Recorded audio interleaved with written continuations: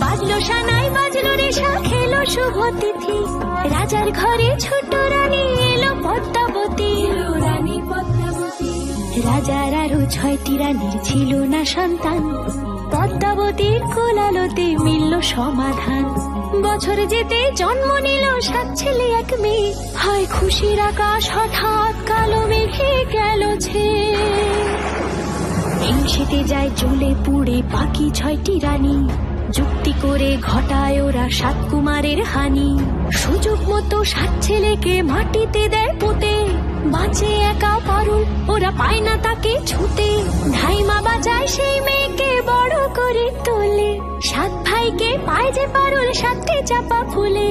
এত কিছুর পরেও রাজার বিপদ যে কাটে না, সূর্য নগরে সুখের সূর্য আর ওঠে না। হিংসা বিবাদ বিচ্ছেদ আর প্রেমের কাহিনীতে